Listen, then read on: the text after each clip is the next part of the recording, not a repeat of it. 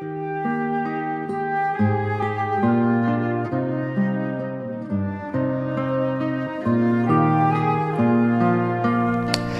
Bapak Ibu yang dikasihi Tuhan Yesus. Jumpa lagi dengan saya Stephen Matthew di dalam Renungan Harian GKI Kebonjati. Tema renungan kita hari ini adalah Rahasia Pelayanan yang Berhasil. Ayat yang menjadi bahan renungan kita diambil dari Kisah Para Rasul 8 ayat 4-13. Kisah Para Rasul 8 ayat 4-13. Demikian firman Tuhan. Filipus di Samaria. Mereka yang tersebar itu menjelajah seluruh negeri itu sambil memberitakan Injil. Dan Filipus pergi ke suatu kota di Samaria dan memberitakan Mesias kepada orang-orang di situ. Ketika orang banyak itu mendengar pemberitaan Filipus dan melihat tanda-tanda yang diadakannya, mereka semua dengan bulat hati menerima apa yang diberitakannya itu.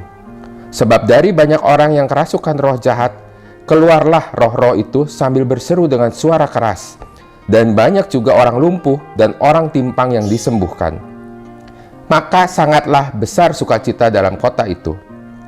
Seorang yang bernama Simon telah sejak dahulu melakukan sihir di kota itu dan mentakjubkan rakyat Samaria, serta berlagak seolah-olah ia seorang yang sangat penting. Semua orang besar kecil mengikuti dia dan berkata, "Orang ini adalah kuasa Allah yang terkenal sebagai kuasa besar." Dan mereka mengikutinya karena sudah lama ia mentakjubkan mereka oleh perbuatan sihirnya.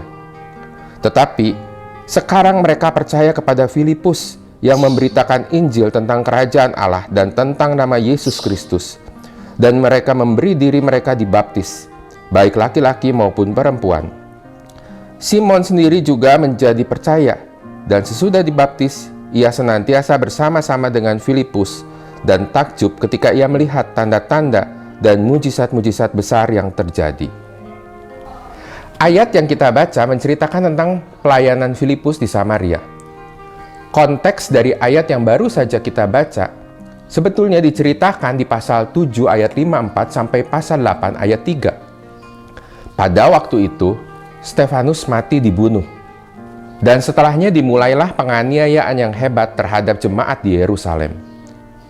Mereka semua kecuali para rasul tersebar ke seluruh daerah Yudea dan Samaria. Salah satu jemaat yang tersebar itu adalah Filipus.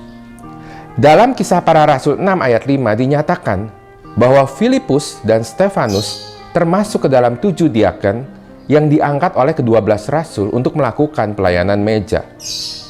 Jadi, peristiwa dibunuhnya Stefanus pasti memiliki dampak teror yang sangat dahsyat bagi Filipus juga. Hal ini memaksa dirinya untuk lari ke Samaria. Kita bisa membayangkan situasi orang yang lari dari suatu bahaya. Tentu berbeda jauh dari orang yang bersiap-siap untuk pergi liburan. Orang yang lari dari bahaya pasti diliputi ketegangan, tergesa-gesa untuk segera pergi, dan jauh dari kata persiapan yang serba matang. Sangat wajar jika Filipus sedikit berkeluh kesah atau bahkan komplain pada Tuhan. Kenapa dirinya harus menghadapi situasi yang tidak nyaman? Padahal Filipus dan Stefanus sudah memberikan hidupnya menjadi diaken. Tapi kok malah Stefanus dibunuh? Dan Filipus harus lari dari Yerusalem. Kenapa Tuhan seperti tidak memberikan kemudahan pada pelayanan yang mereka lakukan? Apakah Tuhan marah pada mereka karena ada suatu kesalahan yang dilakukan? Seringkali kita juga dihadapkan pada situasi yang mirip. Kita merasa sudah memberikan yang terbaik untuk pelayanan di gereja. Tapi kok kita merasa pelayanan kita dipersulit? Kita merasa gereja kok sepertinya tidak mendukung. Padahal kita sudah merasa lelah melakukan beragam kegiatan di gereja. Namun, ada hal menarik yang bisa kita pelajari dari Filipus. Di tengah pelariannya, ternyata Filipus tetap memberitakan Injil dengan setia.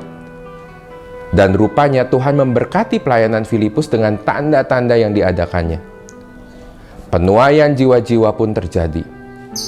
Bahkan Simon, seorang tokoh yang dikenal sebagai kuasa besar di Samaria, karena banyak melakukan sihir, juga bertobat dan dibaptis melalui pelayanan Filipus. Apa sih yang sebenarnya membuat Filipus mampu untuk tetap memberitakan Injil di tengah segudang ketakutan dan kesulitan yang ia hadapi? Jawabannya terletak pada kualitas diri Filipus yang baik, penuh roh dan hikmat. Hal ini dinyatakan di dalam Kisah Para Rasul 6 ayat 3. Artinya, kemampuan Filipus menghadapi semua tantangan bukan berasal dari dirinya sendiri, tetapi berasal dari Roh Allah yang memenuhi diri Filipus dan menganugerahkan hikmat. Hal yang sama berlaku juga untuk kita semua. Kita perlu memiliki kerendahan hati dan meminta Roh Kudus hadir dalam hati kita untuk selanjutnya kita memohon bimbingan dan penyertaan Tuhan dalam menghadapi setiap tantangan yang kita hadapi. Pertanyaan untuk kita renungkan.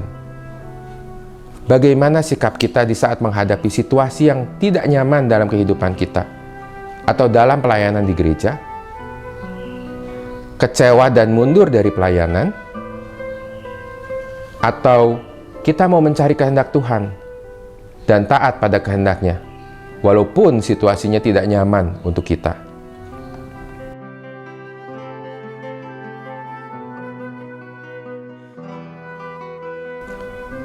Tuhan rindu berkarya melalui kehidupan kita. Tuhan rindu melakukan hal besar melalui kehidupan kita. Namun hal ini hanya bisa dicapai jika kita dipenuhi Roh Kudus dan taat pada kehendak-Nya. Demikian renungan kita hari ini. Tuhan Yesus memberkati.